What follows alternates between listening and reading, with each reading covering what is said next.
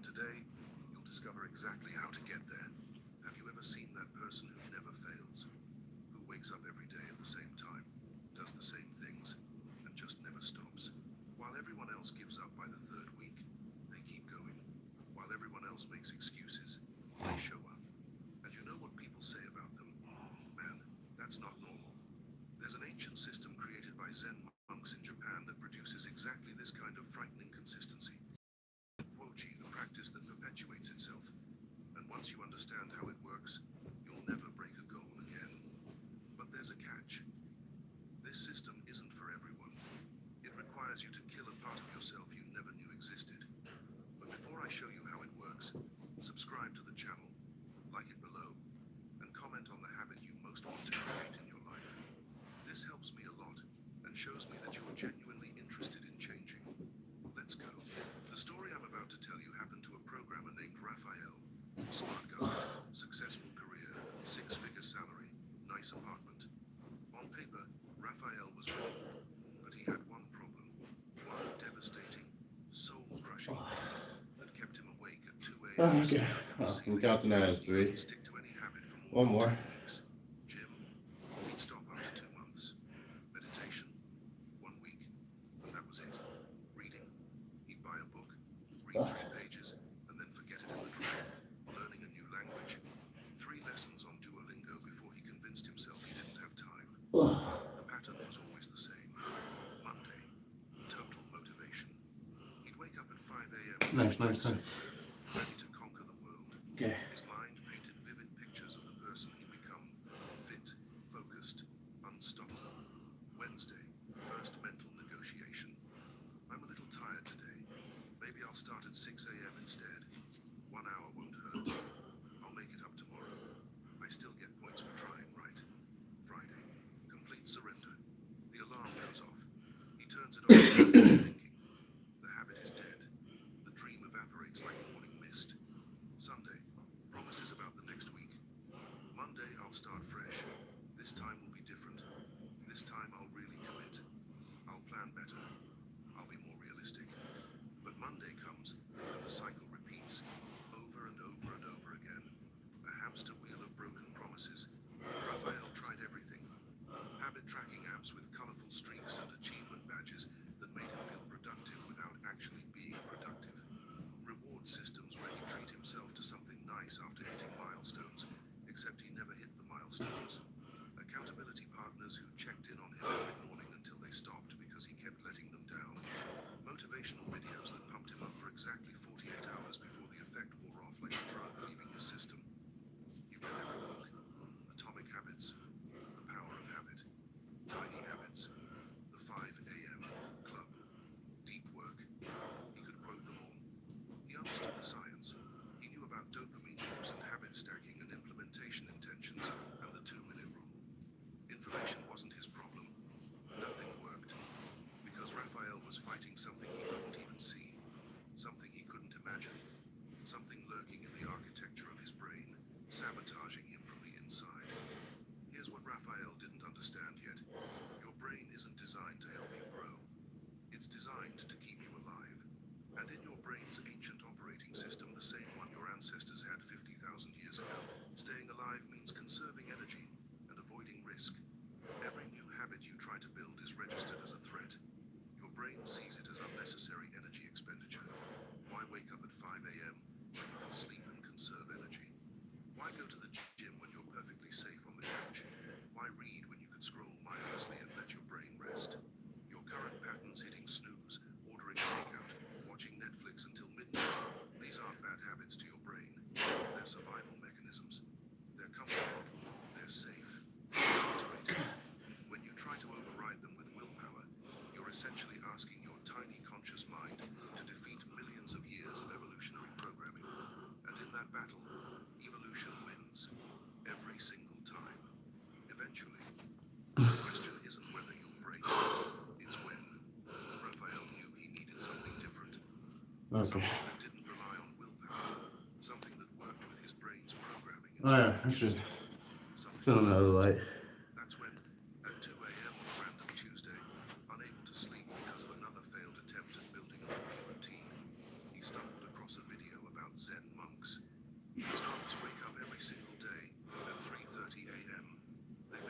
this since the year 1200 AD. That's over 800 years. Through wars, through earthquakes, through plagues, through everything. The bell rings. They wake up. No negotiation, no excuses, no gaps. Raphael sat there in the dark, blue light washing over his face, and thought, what do they know that I don't? The answer would completely destroy his old self and rebuild him into someone he wouldn't recognize. In Zen temples across Japan, there's a rule that seems simple, but changes everything once you truly understand what it means. Guoji, literally translated, it means continuous practice without gaps. Without gaps. Do you understand what that I think means? today will Not be just intellectually, but 49 minutes. let me show Then you. we'll start at Since 50 1200 AD, on every the next single day, day at 3, 30 and inches in the morning, then do that a for bell about 3 rings in days. Daiheiji Temple. Then switch it. Since 1200 AD, Almost every an single hour day here. without exception, Yeah. monks wake up. Not at 3, Hour of just sitting down. not at 3, But there's more happening than I can explain. exactly at 3:30 I mean, a.m.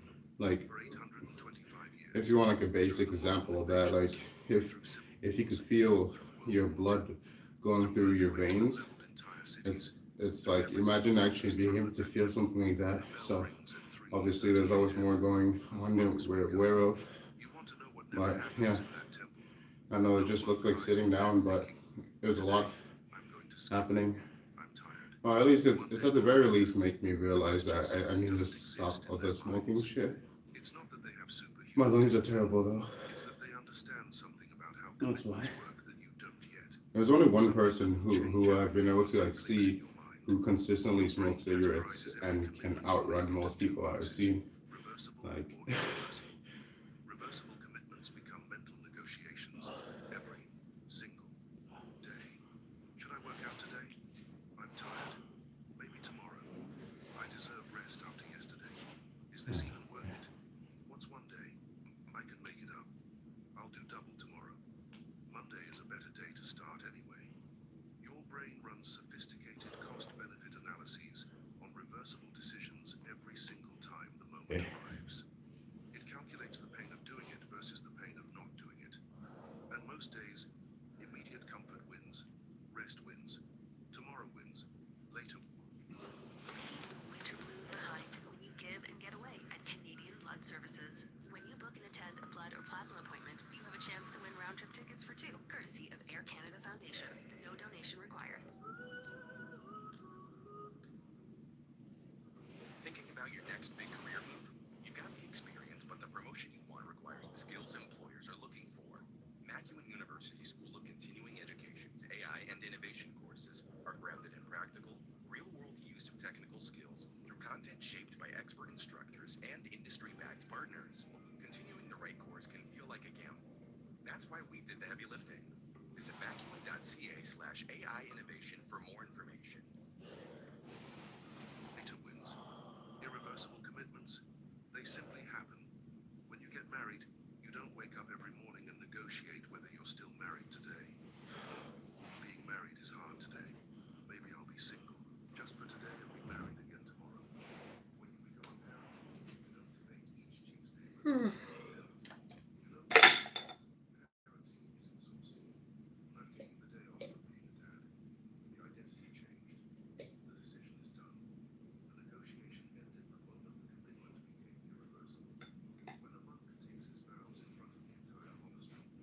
be right back.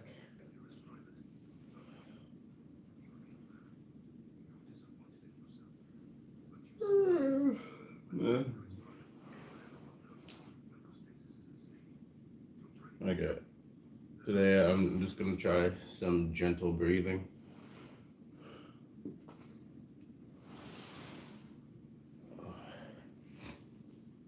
I'm all kind of slow, so you guys might not be able to hear it, but I'm gonna do every other day quiet, because the time passes by like in a way I can't even explain. So, yeah. Level of discipline that makes people look at you with fear. And today, you'll discover exactly how to get there. So yeah, if you want to hear the podcast, just turn up the sound a little bit. Wakes up every day at the same time. Actually, hold Does on the a same second. things and just never stops. Yeah.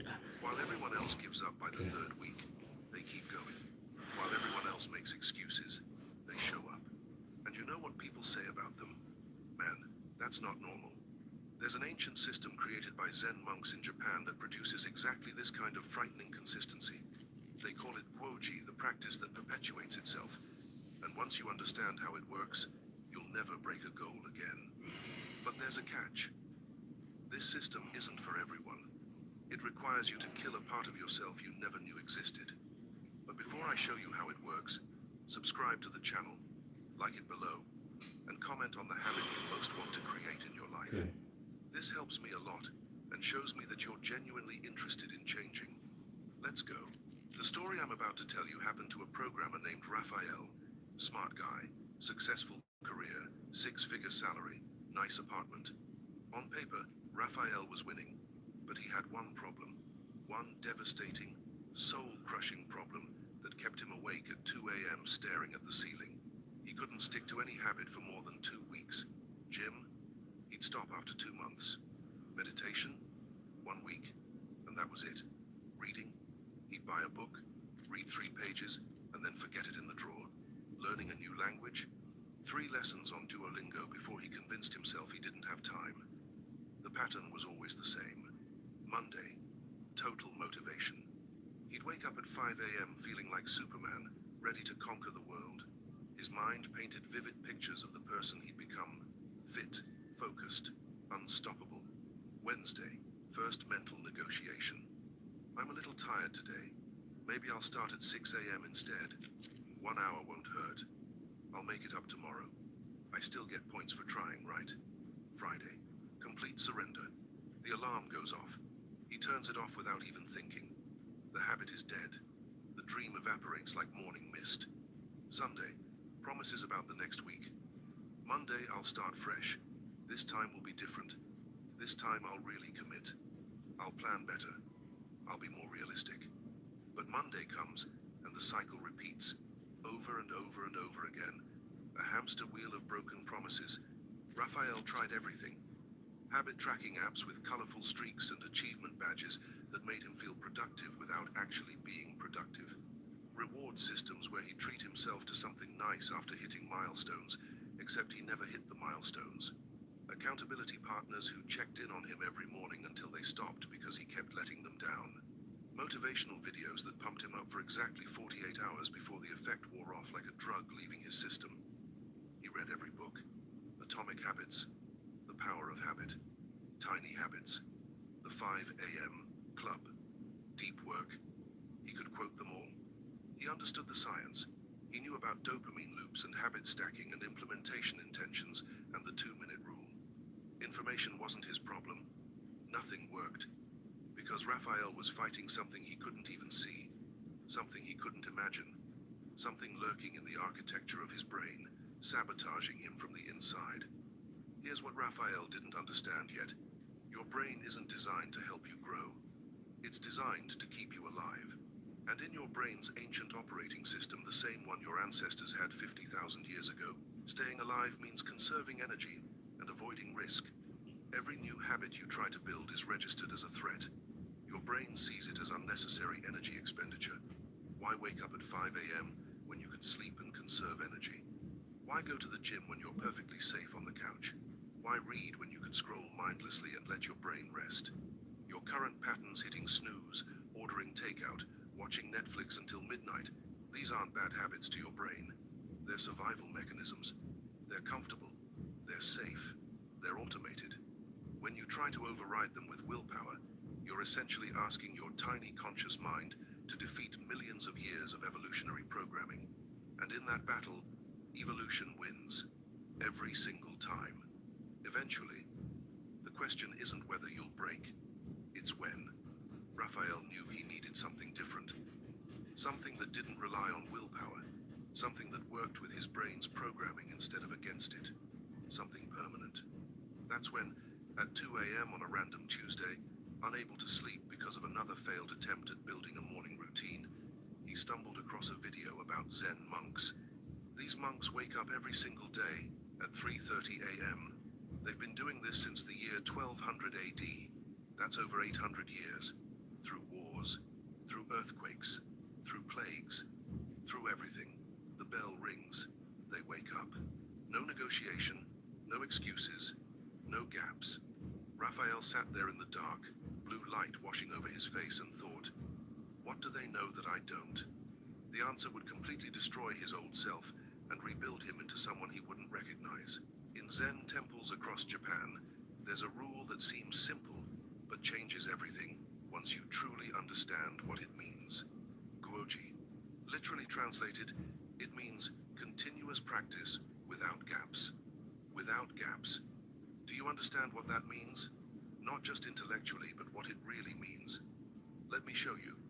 Since 1200 AD, every single day at 3:30 inches the morning, a bell rings at Aiheiji Temple.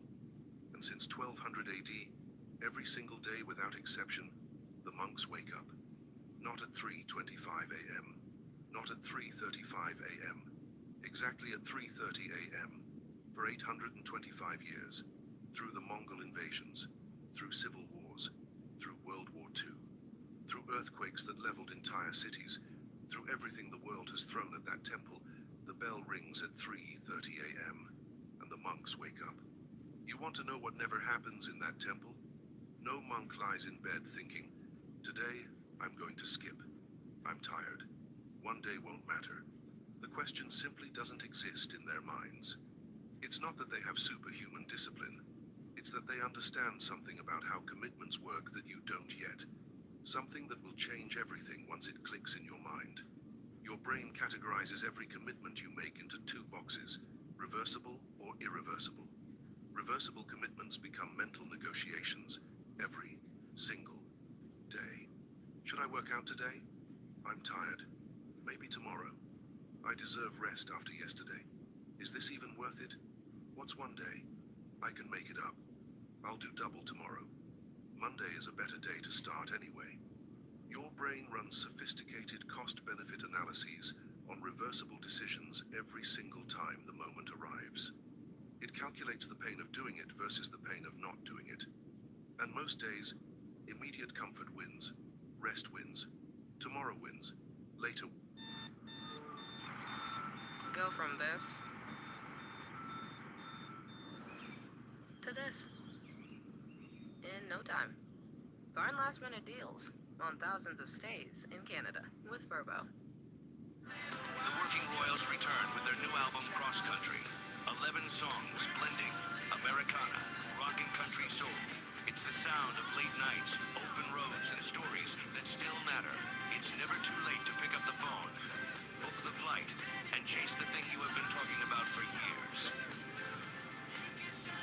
Stream the full album Cross Country on your favorite platform, and hear the new single Jenny, out now on Apple Music and Spotify. Later wins. Irreversible commitments, they simply happen. When you get married, you don't wake up every morning and negotiate whether you're still married today. Being married is hard today. Maybe I'll be single, just for today, and be married again tomorrow. When you become a parent, you don't debate each Tuesday whether you're still a parent. You know what? Parenting is exhausting. I'm taking the day off from being a dad. The identity changed. The decision is done. The negotiation ended the moment the commitment became irreversible. When a monk takes his vows in front of the entire monastery, when he shaves his head, when he puts on the robes, when he speaks the words in front of 100 witnesses, he's not making a promise. He's not setting a goal. He's not creating an intention. He's not hoping to become something.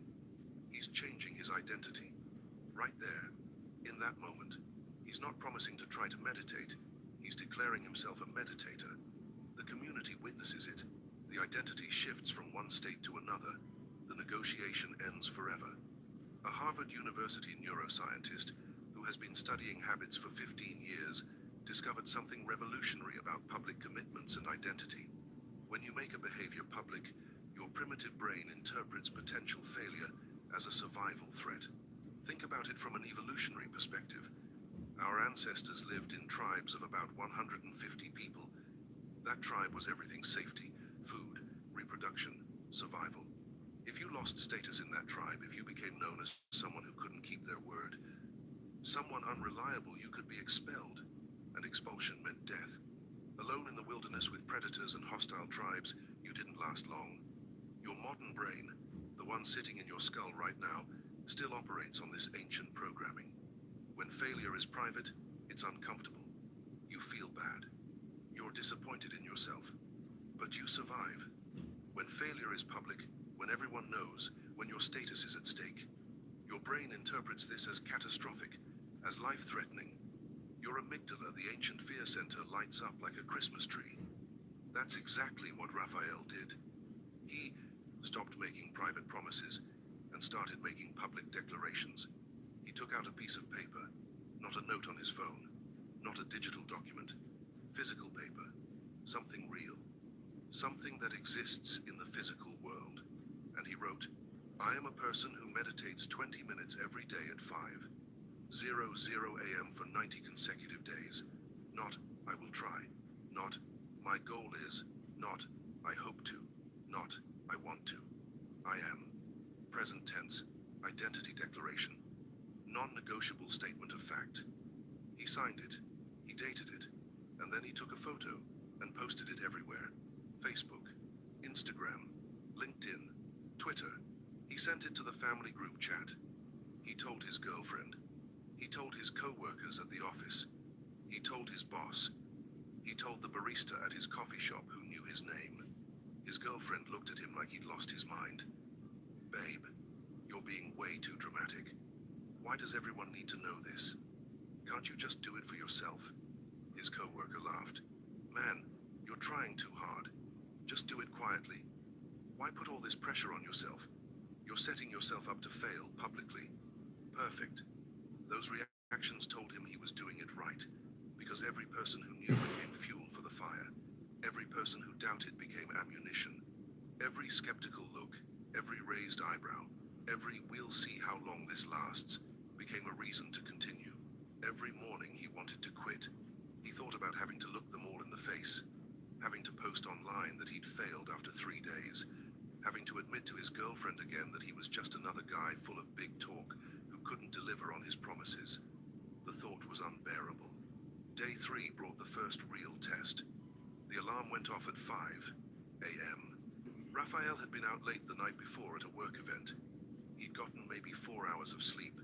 His body felt like it weighed 1,000 pounds. His bed had never been more comfortable.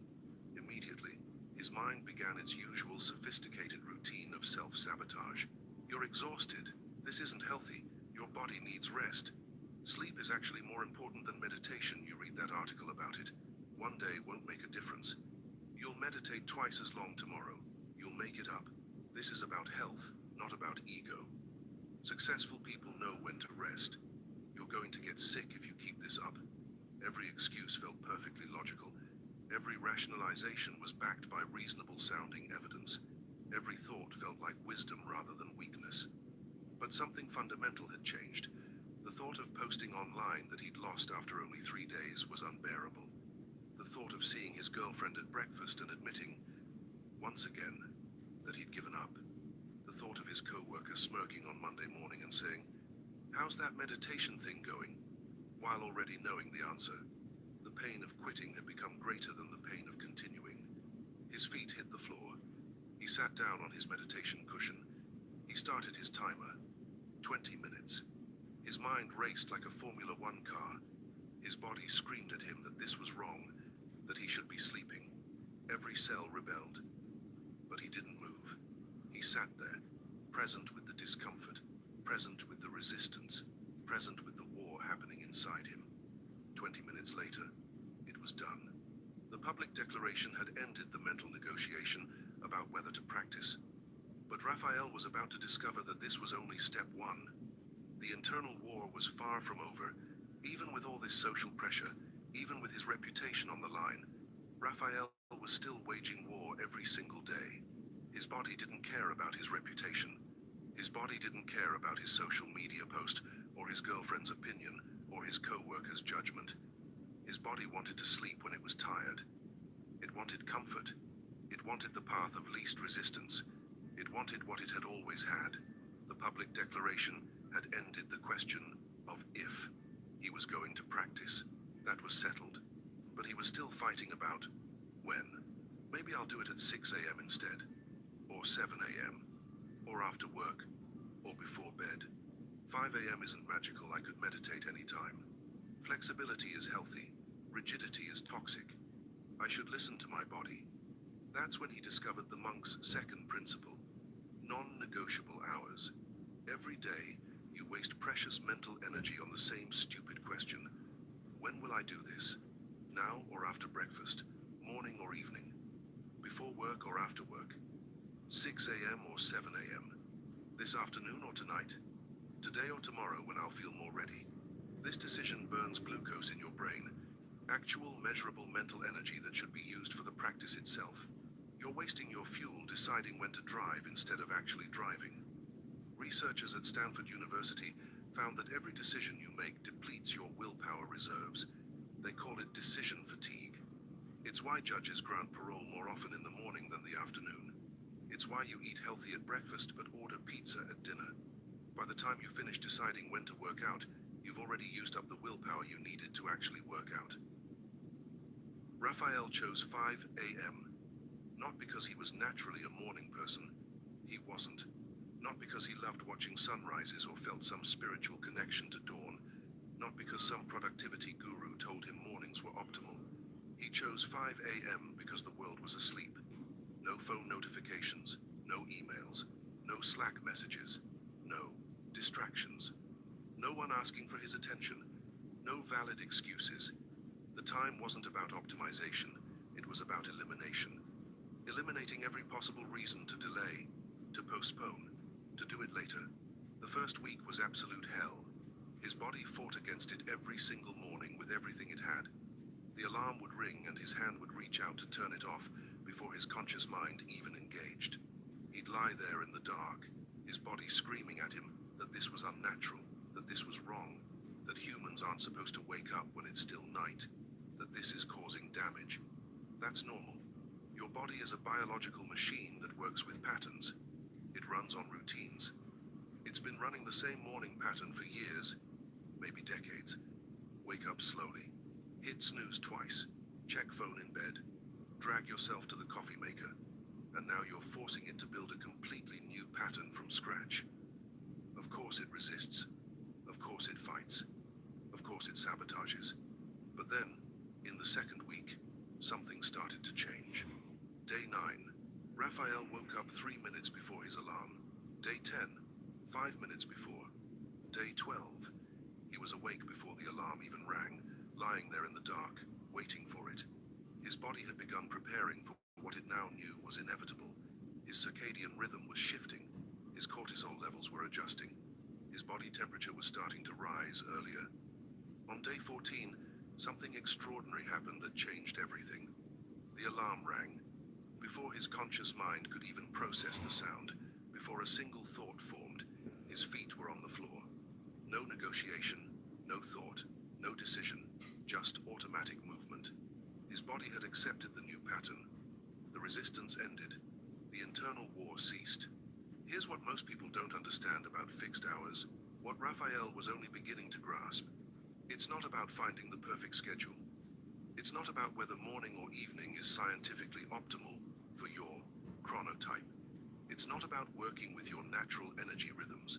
It's about removing time as a variable entirely.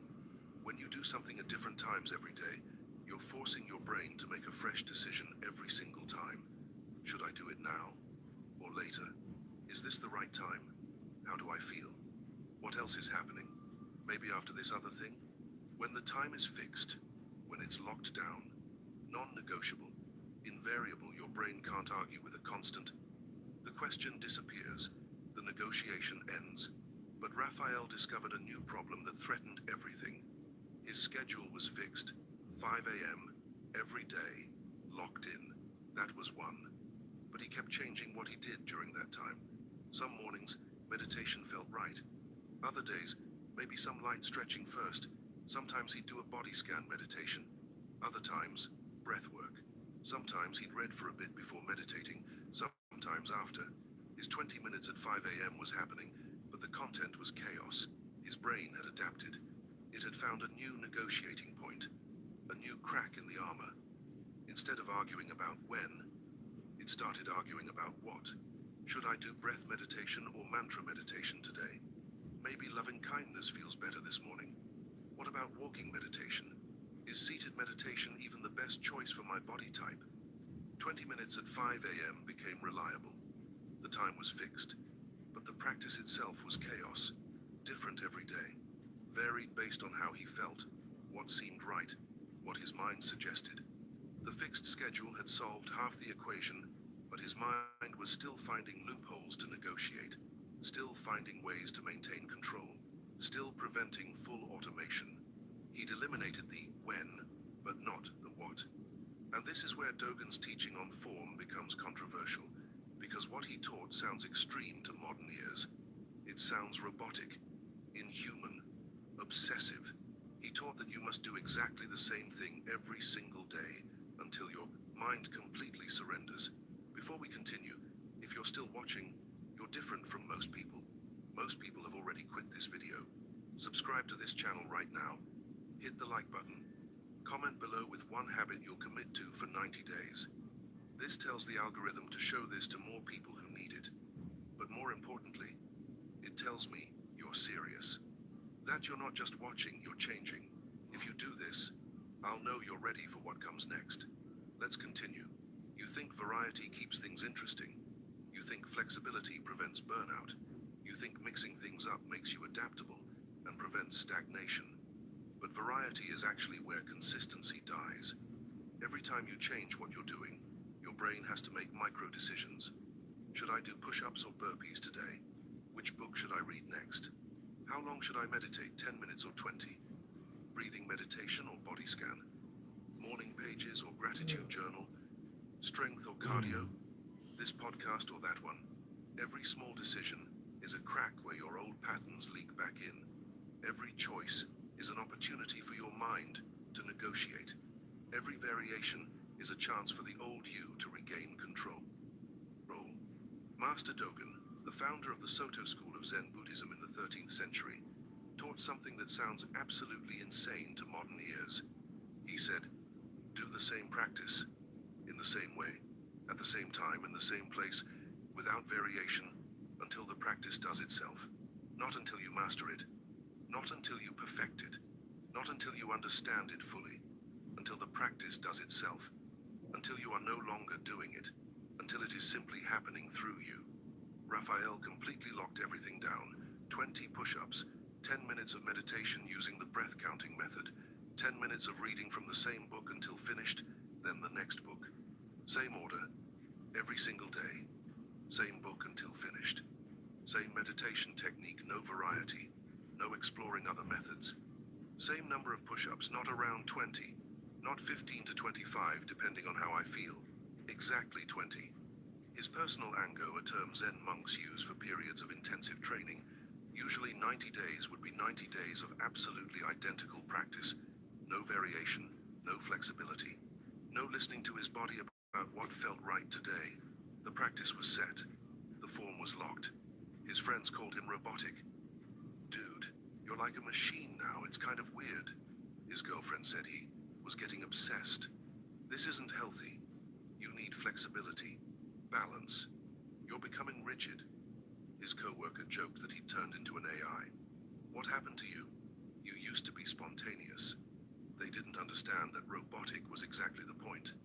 Rigid was the goal. Machine-like consistency was what he was building. Because that's what works. That's what creates automaticity. That's what ends negotiation forever.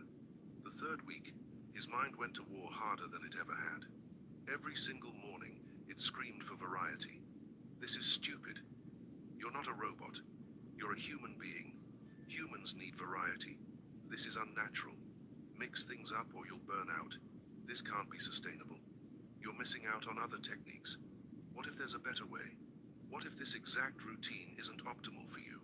Shouldn't you be more flexible, more adaptive, more balanced? The voice was loud, persistent, convincing. It sounded like wisdom. It sounded like health. It sounded like reason. But it was just his old patterns fighting for survival. The fourth week, something broke. Not his discipline, not his commitment, not his practice. His resistance broke. The The voice of negotiation started getting quieter.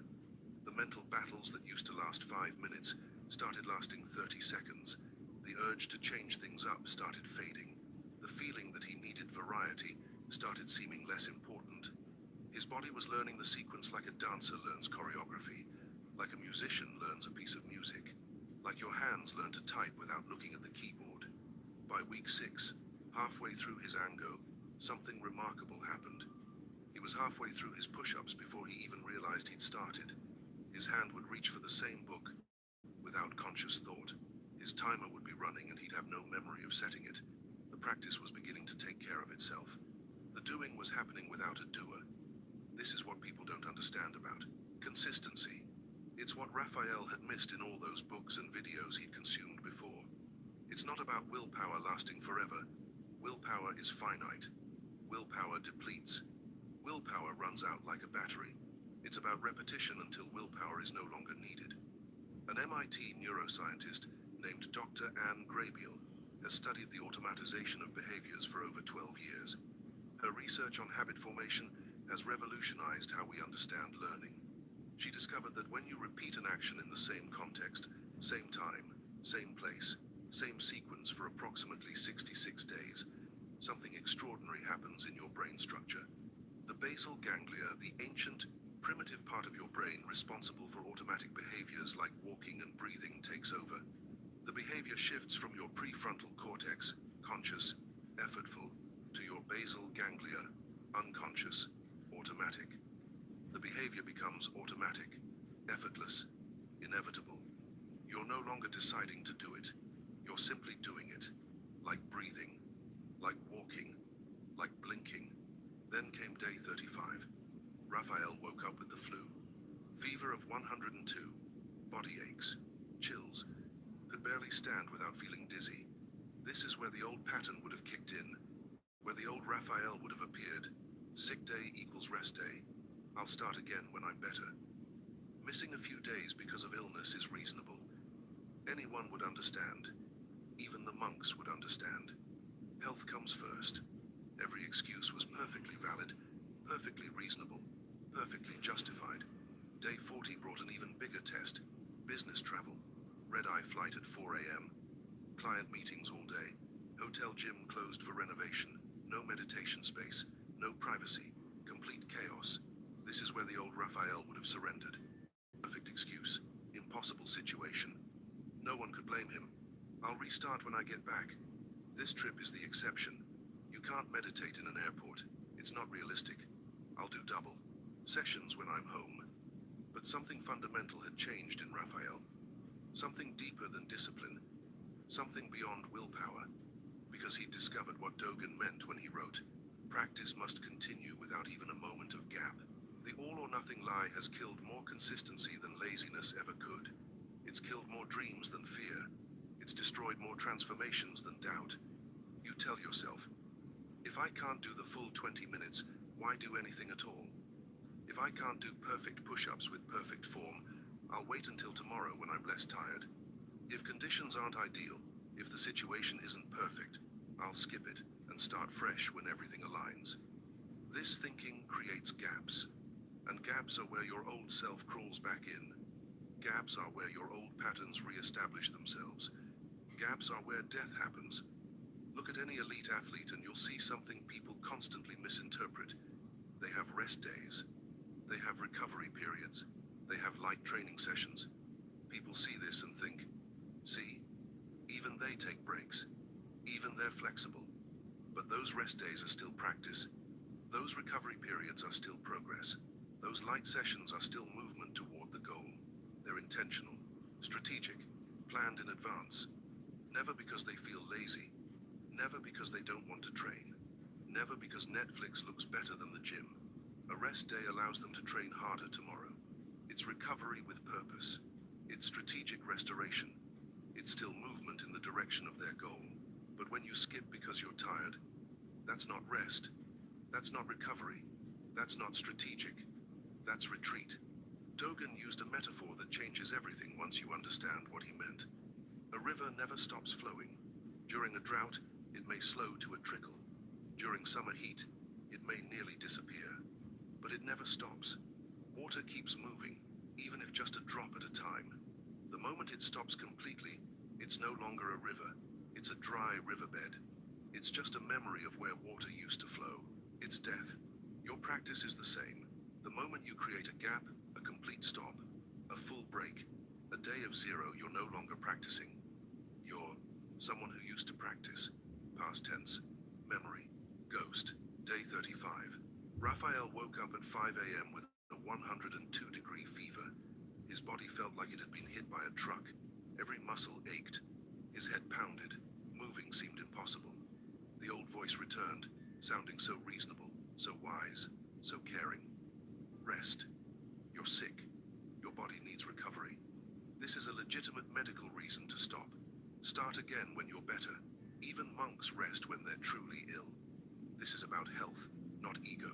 But Raphael had written down his pre-solution for this exact scenario weeks ago, before the moment of crisis, before the pain of the decision. If sick, 2 push-ups, 2 minutes of meditation, 1 page of reading. He rolled out of bed. Or rather, he fell out of bed. He got on the floor. He did 2 push-ups, not 20. 2. They were terrible. His form was awful. His arms shook like leaves. They barely counted as push-ups. A fitness instructor would have laughed. It didn't matter. He sat for 2 minutes, not 20. 2. His mind was foggy. He couldn't concentrate. His head pounded. He spent most of those 2 minutes thinking about how terrible he felt and wondering if he should go to the doctor. It didn't matter. He picked up his book. He read 1 page. Not 10 minutes worth. 1 page. He barely absorbed any of it. He had to reread some sentences 3 times. The words swam on the page. It didn't matter. The practice continued. The river kept flowing. The gap never formed. His streak remained unbroken, not because he was strong that day, but because he'd been smart weeks earlier when he was healthy and could think clearly. Day 40. Travel day. Alarm at 4 a.m. to catch a flight. Airport at 5 a.m. Client meetings scheduled for the entire day. Hotel gym closed for renovation. No meditation room. No quiet space. Complete chaos. The old Raphael would have said, impossible. Can't be done. I'll restart when I'm home. But the new Raphael had already pre-solved this. If traveling, adapt the time. Location, never the practice. He did his 20 push-ups in the airport bathroom. Yes, the airport bathroom. Between the sinks and the paper towel dispenser. At 5 a.m. while brushing his teeth afterward, people walked in, saw a man in business clothes doing push-ups, and walked right back out looking confused. Great. He meditated in the Uber on the way to his meeting. The driver probably thought he was sleeping. 10 minutes of meditation with city traffic sounds and radio playing quietly. Not perfect, not ideal, but continuous. He read on the plane, 10 minutes while waiting for takeoff. Actually got through more than usual because he had extra time. Nothing was perfect. Nothing was ideal. Nothing was optimal. Everything maintained momentum. This is Guoji. This is practice continuing itself. This is what perpetual means. That's when people started to notice something had changed. Co-workers started commenting. You seem different lately. More focused. There's this intensity about you. It's kind of intimidating, actually. Friends started pulling back slightly. You're becoming obsessed with this routine thing. It's getting weird. You're not as fun anymore. His girlfriend's friends told her. He seems really rigid. Is he okay? That's not normal behavior. Someone at work actually said to his face, your discipline isn't healthy. Normal people don't act like that. You need more balance in your life. When you hear these words, you know you're on the right track. Normal people get normal results. Normal people start in January and quit in February. Normal people have dreams they never pursue. You're not trying to be normal. You're not here to be comfortable. You're not interested in balance if balance means mediocrity. You're trying to become unbreakable. But here's what no one prepares you for. What no video mentions. What no book quite captures. The unexpected obstacles you never saw coming. The things you can't plan for because you didn't even know they existed. Your child gets sick in the middle of the night. Your car breaks down on the highway at 6 a.m. on your way to the gym. Your boss keeps you late for an emergency meeting right when you plan to practice. Your Your power goes out. Your internet dies when you were going to do an online workout. You get called out of town for a family emergency. Your phone breaks. Your alarm doesn't go off. You oversleep for the first time in months.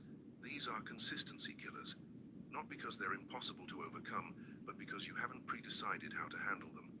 Every time an unexpected obstacle appears, you have to make a decision under stress, under pressure, under suboptimal conditions. And that decision, in that moment of chaos and uncertainty, is where you'll choose the path of least resistance every single time. Your tired brain will default to comfort. Your stressed mind will choose easy. Your overwhelmed system will pick survival over growth. The obstacle wins because you're fighting a battle you didn't prepare for. You're making it up on the spot. You're improvising under the worst possible conditions. Zen monasteries have operated for centuries without missing a single day of practice. Earthquakes that leveled entire cities around them. Wars that raged for decades. Famines that killed millions. Floods, fires, plagues, economic collapse. The practice continued. How? They don't make decisions when obstacles arise. The answer already exists. The solution was decided decades or centuries ago by masters who thought through every possibility. When the meditation hall floods, they go to the dining hall.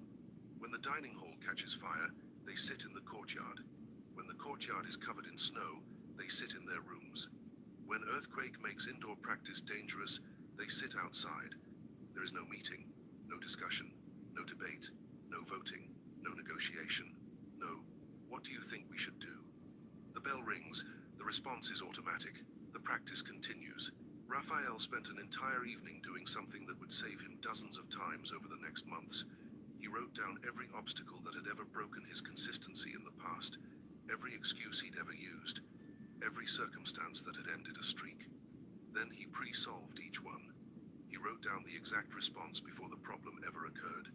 Raining, push-ups in the garage. Snowing, push-ups in the living room. Guests staying over, silent workout in the bathroom at 5 a.m. Power outage, meditation by candlelight, actually better. Push-ups need no power, reading with a flashlight. Traveling, research hotel with gym before booking, or pack resistance bands in suitcase. Hotel gym closed, push-ups in room, hallway, stairwell, anywhere. Sick, minimum viable practice. 2 push-ups, 2 minutes meditation, 1 page reading. Injured, adapt the practice. Wall push-ups if floor is too hard. Seated meditation if body scan hurts. Audiobook if eyes hurt. Hangover, which shouldn't happen, but if it does. Same minimum viable practice. 0 excuses. Family emergency. Practice in hospital waiting room, airport terminal, car, wherever you are. Flight cancelled. Practice in airport. Woke up late. Shortened version. Never skipped version. Each scenario had its predetermined response. When X happens, I do Y. No thinking required. No deciding in the moment. No negotiating with a stressed mind. No improvising under pressure. When situation A occurs, response B is automatic. The power of this isn't just about maintaining the sequence. It's about not wasting mental energy on decisions when you have the least energy available. A Yale University behavioral psychologist who has been studying decision-making for 20 years found something critical about pre-decisions. When you pre-decide your actions before the moment of crisis, you remove decision fatigue from the critical moment. Your prefrontal cortex, the part of your brain responsible for willpower, executive function, and decision-making remains intact to execute rather than decide. You're not burning glucose asking, what should I do? You already know. You just need energy to do it. Day 70. Raphael's practice had become completely automatic. So automatic it was almost eerie. He would sometimes wake up and realize he was already 10 minutes into his meditation without any memory of starting it. His body moved through the sequence like a programmed machine, like a computer running code. His alarm would go off and his feet would hit the floor before consciousness fully engaged. 20 push-ups would be done while his mind was still waking up. His book would be open to the right page without him remembering picking it up. His girlfriend's mother came to visit for a week. Guest in the apartment, sleeping on the couch in the living room where he usually practiced. Every morning at 5 a.m., he quietly went to the bathroom. 20 push-ups in silence on the bathroom mat, 10 minutes of meditation sitting on the closed toilet lid, 10 minutes of reading with a small book light. His girlfriend's mother never knew. The practice continued invisibly. The obstacle had been pre-solved months ago, day 90. He completed his personal ango, 3 full months of uninterrupted practice, 90 consecutive days without a single gap. But something deeper had happened. Something that went beyond discipline, or habits, or routines, or consistency. He was no longer the same person. The man who started this 90 days ago. The man who couldn't stick to anything for more than 2 weeks, that man was dead. Someone else had been born in his place. Friends literally told him, "Your consistency is scary. The way you just show up every day, no matter what, it's not normal. It's kind of intimidating." His response was perfect. Great. Because when your discipline makes others uncomfortable, you're finally operating at the right level. When people start using words like obsessive and extreme and intense, you know you've separated from the pack. Your existence proves that everything they say is impossible is actually just uncomfortable. That's why they'll call you obsessive. Don't you think you're taking this too seriously? That's why they'll say you need balance. All work and no play, you know. That's why they'll tell you to relax. You need to learn to take days off. That's why they'll insist you're being too rigid. Flexibility is important. They need you to slow down so they can feel better about standing still. They need you to quit so they can justify quitting. They need you to be normal so they don't have to confront their own inconsistency. Here's what they don't tell you about transformation. What Raphael discovered. You become a mirror. When people look at you and see someone who never quits, they see a reflection of their own broken promises.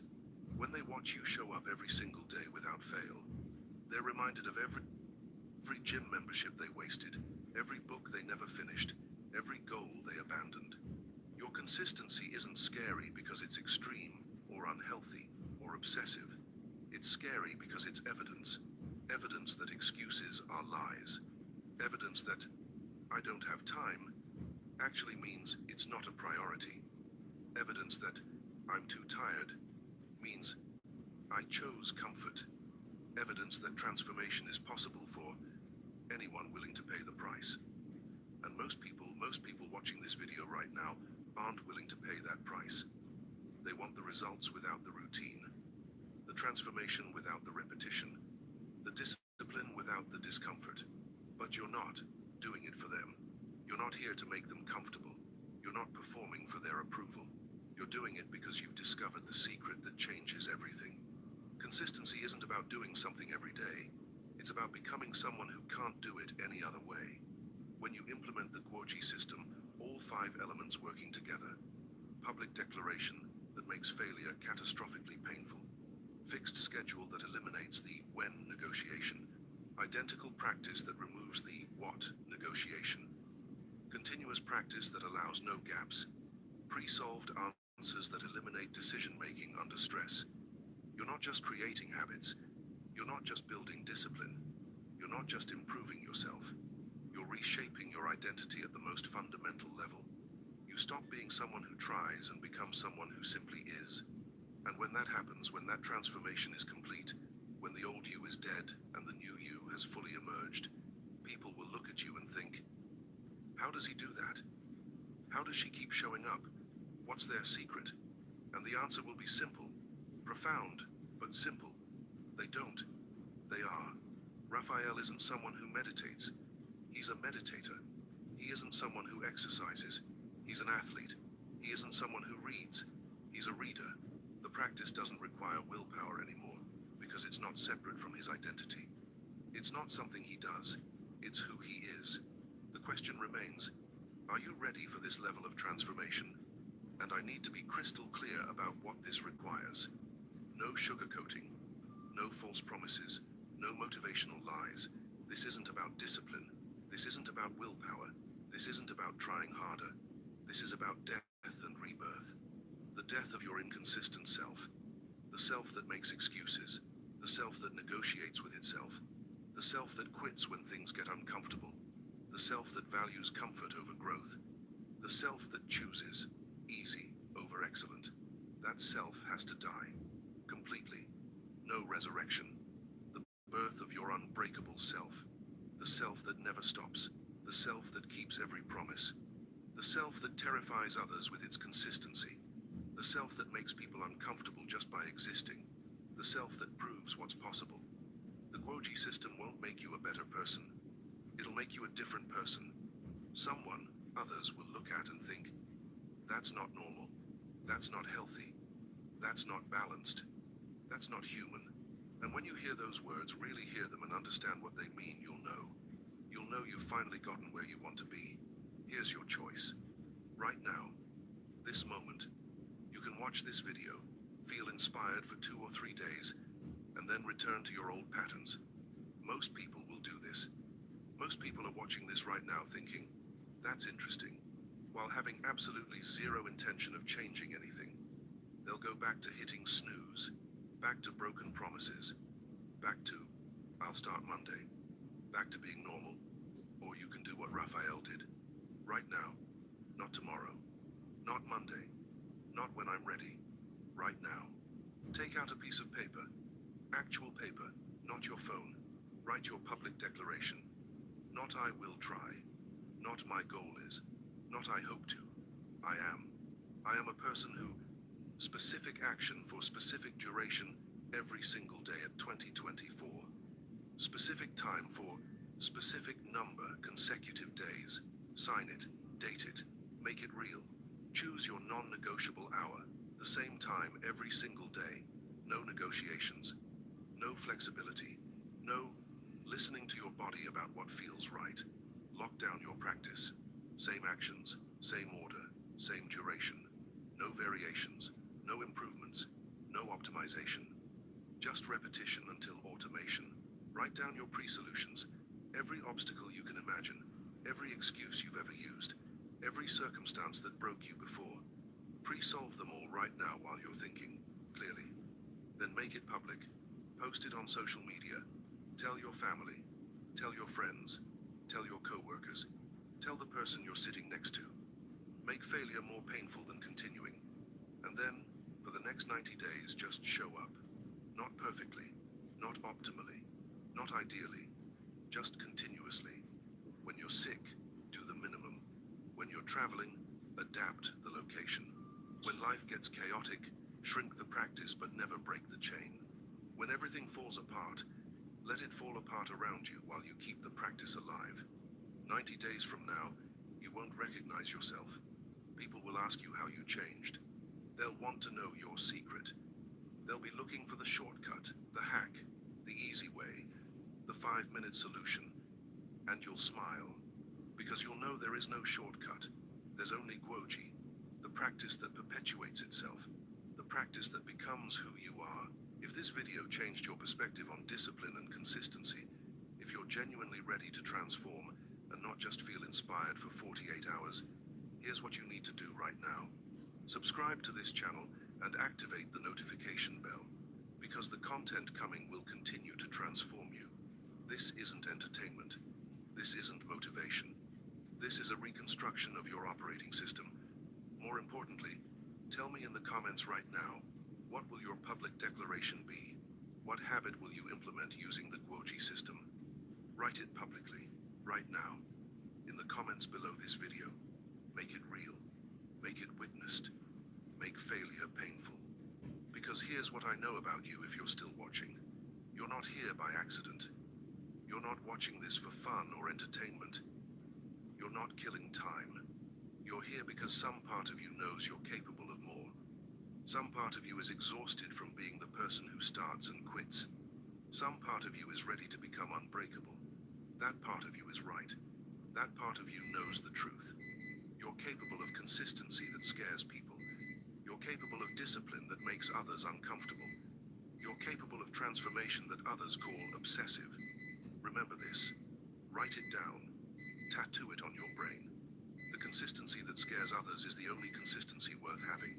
When people look at you with a mixture of respect and fear. When they whisper, "That's not normal," behind your back. When they can't understand how you do it day after day after day without ever stopping. When they start making excuses for why they can't do what you do. That's when you know you've arrived. Not because you're better than them. You're not. You're not special. You're not superhuman. You're not gifted with some rare discipline gene. You're just different than who you used to be. The old you died. The unbreakable you was born. And that transformation, that complete death and rebirth of identity, is the scariest and most beautiful thing a human being can do. If you've watched this far, thank you for your attention, your focus, your presence, your willingness to consider a different path. Now go, make your declaration, start your practice, begin your transformation. I'll see you in the next video, but more importantly, I'll see the new you in 90 days. The you that never quits, the you that terrifies others with your consistency, the you that finally kept the promise, the you that became unbreakable. Let's go.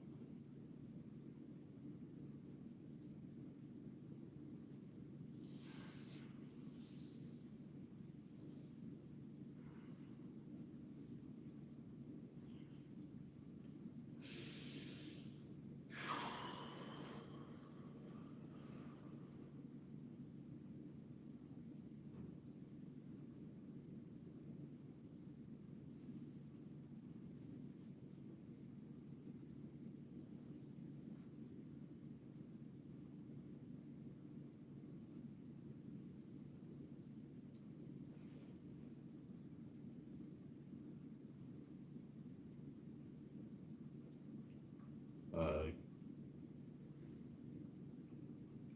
Colleen, what's what's that? Kalina, X8K. It says hello. It says salute to you, Kalina. Good morning to you. The best to you. Uh, yeah, that's it for today. I don't have too much on my mind or anything. What I will say though is I'm thinking like, well, I don't want to think too far ahead, but around like the 60th to like 70th day, I'm wondering if I should just like do this at like because I'll get to the 5 a.m. and then eventually I want to get to either 4 a.m. so I can do this like at a time where it's like kind of no one's up unless you're on the other side of the world, then you're kind of you'd be up for that. So it's like it'll be either 4 or 3 a.m. So yeah, we need to get my schedule right. But then if I do that also, and because I've been smoking less and doing all that stuff a lot less, I've noticed my lungs actually opening up a little bit. It's it's bit by bit. It's like every day, and I still have like the bad habits, but I've been making consistent progress off of that. And every time I do this, I notice just how crappy my lungs are. So that's kind of motivation for me to like keep pushing it and keep stopping it, regardless of like withdrawals and stuff. So because I don't think I can do that forever. Like I'm noticing it's just getting worse. So I personally have to stop. But the point of that is, let me know if you guys want to see me do this for a whole year because I'm thinking I want to try it for a whole year, but we're not even close to being done in 90 days yet. So after we get close to at least 70 to day 80, then I'll make consistent shorts saying like whether you guys want me to do it for a year or not. But I'm thinking I might anyway, so it'll just be a lot later. And I'll do other stuff on top of that. I'm just thinking what to do. I might go for a walk. Like if I can't go for a walk, well, I probably will be able to. It should be getting warm pretty soon here. If that's not the case, then oh god, If that's not the case, then I will try and learn the windmill. Yeah. I will try and learn the windmill. Like, I don't know if you guys have seen people do that kind of stuff, but it's I can't.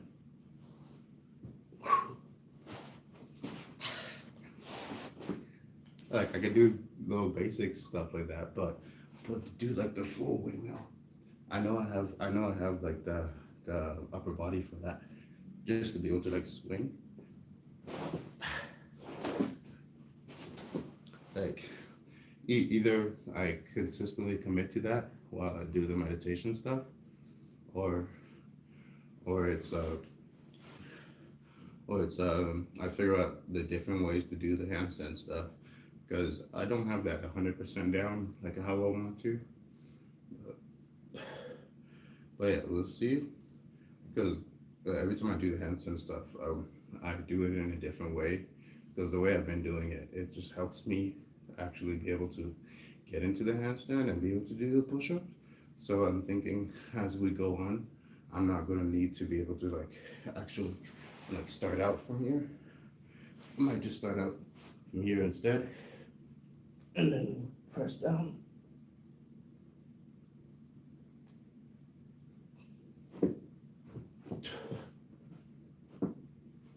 Once I work on my balance, of course.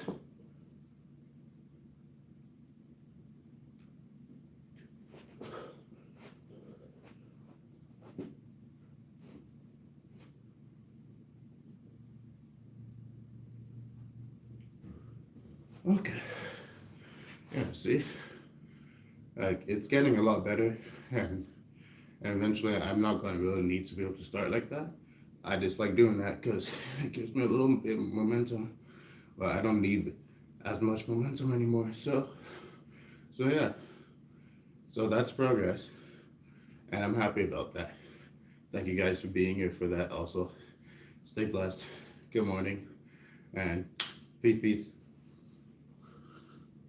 Oh man, that hurt my Achilles. Oh.